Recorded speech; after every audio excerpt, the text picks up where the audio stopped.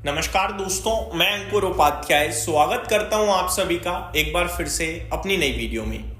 दोस्तों, भारतीय बाजार में फ्राइडे यानी कल एफआईआईज ने चौतरफा सेलिंग कर दी और इसीलिए आप लोगों ने नोटिस करा भारतीय बाजार पूरा का पूरा रिकवर हो गया था एक समय पे, लेकिन उसके बाद गिर गए हम लोग और गिरे ऐसे कि 26,100 के एक इंपॉर्टेंट लेवल के भी नीचे आ गए।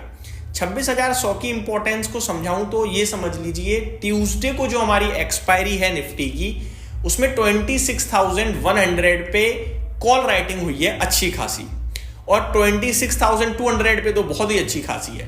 तो ये दोनों ही लेवल हमारे लिए एज अ रेजिस्टेंस काम करेंगे। अच्छा ये हुआ कि कल अमेरिका के बाजार में बहुत तंगड़ी तेजी आ गई और उसके पीछे अमेरिका के खुद के कारण थे। जैसे कि फेड के मेंबर जॉन विलियम्स की तरफ से कमेंट आता है कि इस साल के अंत पॉलिसी में 1/4 बेसिस पॉइंट का रेट कट आ सकता है, यानी कि 1/4 क्वार्टर का बेसिस पॉइंट मतलब 25 बेसिस पॉइंट का रेट कट आ सकता है। जिसके बाद डाउ 700 पॉइंट कूद गया और अंत में 500 पॉइंट ऊपर बंद हुआ। तो उसका इंपैक्ट भारत की गिफ्ट निफ्टी पे भी दिखा है, जो कि अभी करीब 107 पॉइंट ऊपर दिखा आपको और 26,187 पे है। तो हो सकता है मंडे हम गैप अप आ जाए 26,100 के, और अगर ऊपर गैप अप खुलने के बाद अगर हम ऊपर ही टिकते हैं तो 26,000 का कॉल राइटर ट्रैप हो जाएगा, फिर वो पोजीशन खाली करना शुरू कर सकता है। जिसके बाद 26,200 इंपॉर्टेंट होगा। देखने वाली बात है कि 26,200 का कॉल राइटर पोजीशन हल्की करता है या और एग्रेसिव करता है। तो ये इंपॉर्टेंट रहने वाला है भारतीय बाजार के लिहाज से। अब मैं आप सभी के साथ एक एक करके क्या क्या डिस्कस करने वाला हूं वो बताता हूं। सबसे पहले तो एफआईआईडीआईज का डेटा, जहां पे कल एफआईआईज ने चौतरफा बिकवाली करी है, बट आई थिंक वो हो सकता है कि कल की हो, क्योंकि कल कुछ उन्हें ज्यादा खराब दिख गया होगा, उन्होंने बेच दिया। लेकिन जो दोबारा से मूवमेंट दिख रहा है तो शायद दोबारा बाइंग फिगर आ जाए। बिटकॉइन क्रैश हो गया है तो क्रिप्टो करेंसी में भारी बिकवाली देखने को मिल रही है। अगर स्टॉक्स टू वॉच की बात करूं तो दिग्गज स्टॉक्स हमें रडार पे रखने हैं जिनमें एक्शन चल रहा है, जैसे कि Reliance industries, HDFC bank, SBI bank और इन्फोसिस। वहीं यूएस मार्केट में जो कल तूफानी तेजी आई है उसका इंपैक्ट क्या होने वाला है, भारत के बाजार में क्या इंपॉर्टेंस रखने वाले हैं, साथ ही साथ स्टॉक्स तो नहीं चल रहे हैं, इंडेक्स ऊपर जा रहा है, ऐसे में हमें क्या करना चाहिए और क्या नहीं करना चाहिए। शुरुआत करता हूं एफआईआईडीआईज के डेटा के साथ बिना देरी के। अगर मैं एफआईआईडीआईज का डेटा आप सभी के साथ शेयर करूं तो अगर मैं डीआईज की बात ना करूं तो हर तरफ सेलिंग ही सेलिंग है एफआईआईज की। फॉर एग्जाम्पल, कैश मार्केट में 1766 करोड़ की बिकवाली, फ्यूचर स्टॉक्स में 560 करोड़ की बिकवाली और फ्यूचर इंडेक्स में 822 करोड़ की बिकवाली, हर तरफ बेचा है। डीआईआईज ने 3161 करोड़ का खरीदा है, तो डीआईआईज ने अच्छी खरीदारी करी है, बट एफआईआईज का फिगर काफी नेगेटिव है। अब बिटकॉइन की पर्टिकुलरली बात करूं तो मैं एक रिपोर्ट पढ़ रहा था और मैंने अपने दूसरे चैनल पे डिटेल्ड वीडियो भी शेयर करी है। उसमें यह लिखा है कि बिटकॉइन लास्ट 46 डेज में 33% क्रैश हो चुका है अपने हाई से।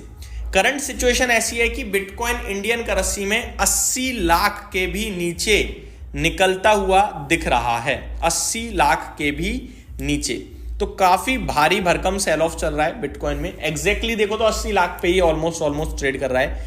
इसके पीछे कोई रीजन नहीं है कि क्यों गिर रहा है, कोई कारण नहीं दिख रहा है दोस्तों। इवन जब पॉलिसी में रेट कट अनाउंस हुआ तो बिटकॉइन जैसी चीजें ऊपर जानी चाहिए, क्योंकि हो सकता है निवेश आए वहां पे, बट नहीं जा रहा। तो फंडामेंटल तो पता ही नहीं क्या है इसके, लेकिन करंटली इन्वेस्टर्स सेलिंग कर रहे हैं, ये लग रहा है। इनफैक्ट चाइना में जो बिटकॉइन का ETF है वो भी फ्राइडे 7% टूटा था। मंडे मुझे लग रहा है और टूट सकता है, जिस हिसाब से बिटकॉइन में भी सेल ऑफ दिख रहा है। स्टॉक्स टू वॉच में रिलायंस, HDFC, ICICI, इन्फोसिस ही क्यों? देखो, SBI लीडरशिप ले रहा है PSU से और बहुत स्ट्रॉन्ग साउंड कर रहा है। HDFC बैंक प्राइवेट क्षेत्र से अच्छा कर रहा है और रिलायंस इंडस्ट्री सहारा दे रहा है निफ्टी को। अगर इंडेक्स को ऊपर लेके जाना है तो इन तीन स्टॉक्स को जरूर एफआईआईज ऊपर खींचेंगे, डीआईज ऊपर खींचेंगे, क्योंकि हैवी वेटेज है। इन्फोसिस में मैं एक चीज बोलूंगा, या पूरे आईटी में आप नोटिस कीजिएगा, मैं कल इस पे एक डिटेल वीडियो भी बनाऊंगा पर शायद दूसरे चैनल पे, कि अगर एफआईआईज बिकवाली कर रहे हैं दैट मींस आईटी नीचे है और एफआईआईज खरीदारी कर रहे हैं आईटी ऊपर है। नोटिस कर लेना आप, नोटिस। तो एफआईआईज डायरेक्टली आईटी ड्रिवन है पूरे। अगर एफआईआईज की वापसी हुई तो IT will be out performer और वापसी होगी, तो आईटी कॉन्ट्रा मुझे काफी पसंद आ रहा है इस समय। तो ये हो गया आपके लिए। अब यूएस मार्केट का कल जो धमाका हुआ है उसका क्या इंपैक्ट है? इंपैक्ट पॉजिटिव है, गैप अप आ जाएंगे, लेकिन टिकेंगे हम तभी जब हमारे खुद के इन्वेस्टर्स का भरोसा होगा। जैसे कि एफआईआई का भरोसा हमें चाहिए गैप अप खुलने के बाद, तभी जो कॉल राइटर्स हैं वो ट्रैप हो पाएंगे, अदरवाइज हम वापस नीचे आ जाएंगे। और दूसरा, रिटेल निवेशकों का कॉन्फिडेंस बहुत जरूरी है, वहीं डीआईएस तो भरोसा दिखा ही रहे हैं, तो ये इंपॉर्टेंट है। इस समय पोर्टफोलियो नहीं चल रही है लेकिन इंडेक्स चल रहा है, ऐसा क्यों? पोर्टफोलियो इसलिए नहीं चल रही क्योंकि पोर्टफोलियो में हमारे आपके पास मिड कैप और स्मॉल कैप है, चल रहे हैं लार्ज कैप, और लार्ज कैप में भी केवल हैवी वेटेज वाले लार्ज कैप। निफ्टी के 50 शेयर्स के 50 लार्ज कैप हैं, लेकिन सब नहीं चल रहे हैं। चल रहा है रिलायंस, चल रहा है एचडीएफसी, एसबीआई, इन्फोसिस, मारुति, हैवी वेटेज, एलएनटी, एक्सिस बैंक कभी कभार। बाकी 45-46 शेयर्स में कुछ दिखता है आपको खास करता हुआ? नहीं। तो ये आपको समझना होगा। ये मेरी तरफ से आपके लिए डिटेल डेटा था। उम्मीद करता हूं वीडियो पसंद आई होगी। Thank you so much for watching this video. Have a great day guys.